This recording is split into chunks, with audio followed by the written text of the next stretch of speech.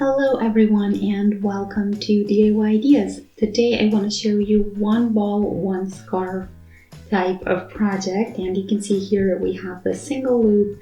It's pretty easy, but it does have an amazing texture, so I want to show you how you can do this. Stay tuned. So we have the Creative Melange Chunky. It's 50 grams, 85 meters, 53% virgin wool, and 47% acrylic. And it's for a 6 to 7 millimeter crocheting hook. I have my 7 millimeter one here. And yeah, this color is number 7 if you want this exact same one. And you can see what the ball of yarn looks like. So we have everything from black to white in many different shades. So I'm gonna pull the middle out so we can get started. So this was pretty easy to do, and I think we're starting with white section.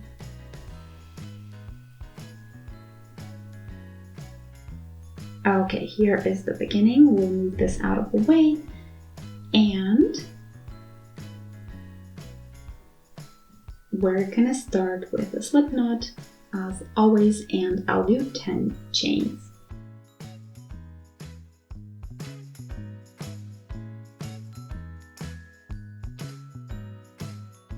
So we basically need 3, so anything multiplied by 3.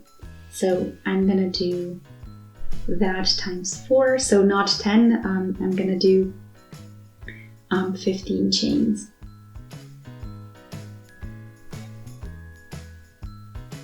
And then when I'm at 15, I'm gonna do 2 more for the height. Then into the third one, so skip the 2 for the height. The third from the hook, we go in without a yarn over, and we're just gonna go in there. So this is our stitch number 15 if you count from the beginning, and we're gonna do a single there, so no yarn over. Then we're gonna do 2 chains, and we're gonna skip a chain on the bottom and do a single there. And this is basically gonna keep repeating itself. So we're gonna do a single, 2 chains, and single, and we're always gonna skip 1 chain on the bottom. So we're again doing 1 single after this, and then 2 chains, then another single, but I skip 1 chain on the bottom.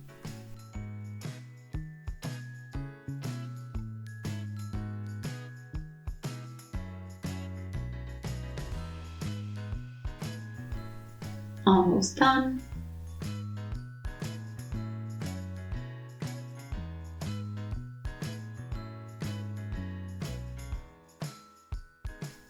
Two chains, 1 single, and then we have just 1 more time this pattern, and you can already see what it looks like. It's pretty interesting.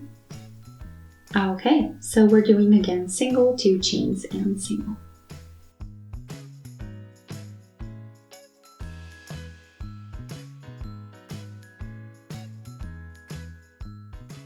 Don't forget to leave 1 chain out on the bottom, and that's our row number 1.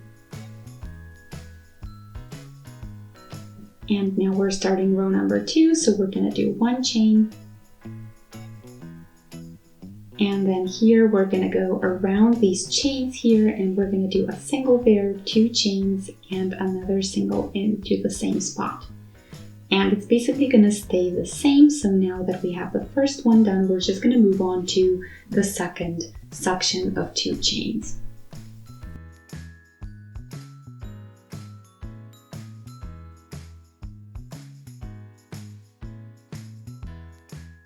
And again, single, 2 chains, single.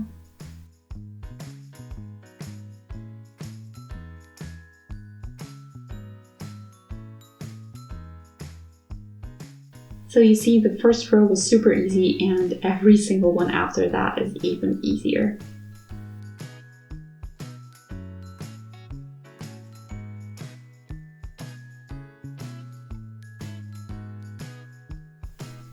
So 1 single here at the end, just so everything looks nice and neat. And then we're gonna do a chain for the height, turn, and basically repeat this process again. So into the biggest spot or underneath the 2 chains from the last row, we do everything again. So single, 2 chains, single.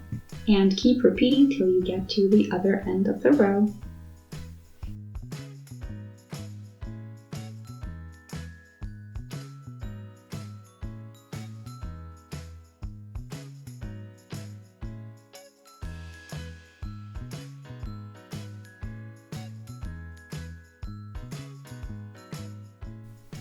And last section, single, 2 chains, and single. And you can see another color change in here, super exciting. And then we're gonna end in this last section with 1 single and the chain for the height. Then we can turn and start the process all over again.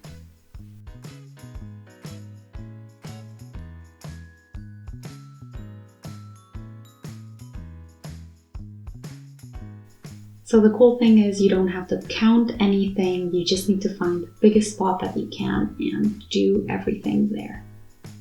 And you can see the awesome color change already.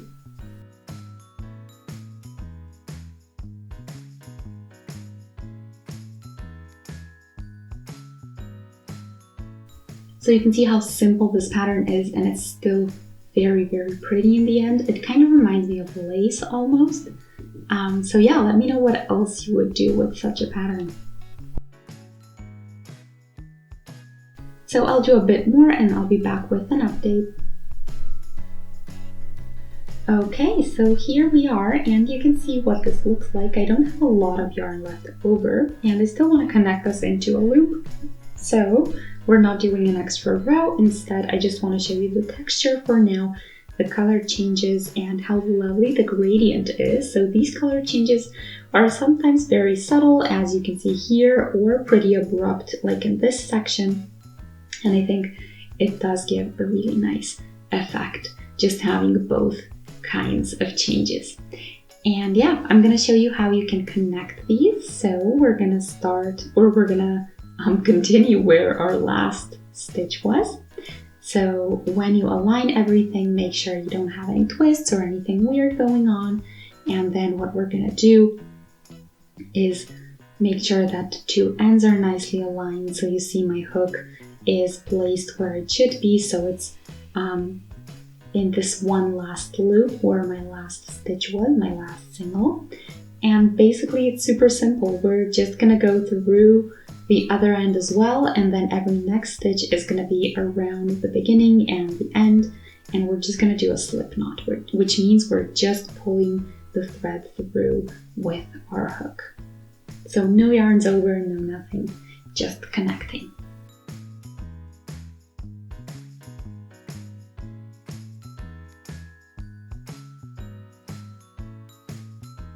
And this is also a very fast way of getting loops.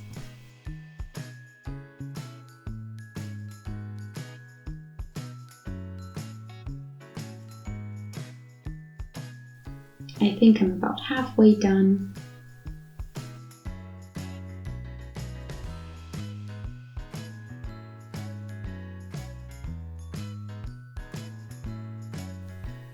And I'll be back.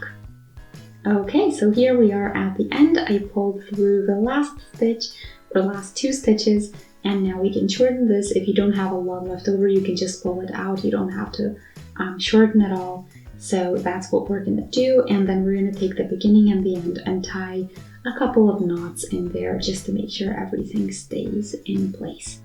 Then we're gonna weave in, of course, these 2 little tails, and your scarf is pretty much ready to go. So this is a single loop this time. Of course, you can make it a double loop, you can make it wider, you can make it less wide. This is completely up to you. And I hope you enjoyed today's project. If you did, feel free to let us know by shooting a thumbs up. You can also subscribe, and if you do, don't forget the notification bell. See you in our next project. Until then, have a wonderful day.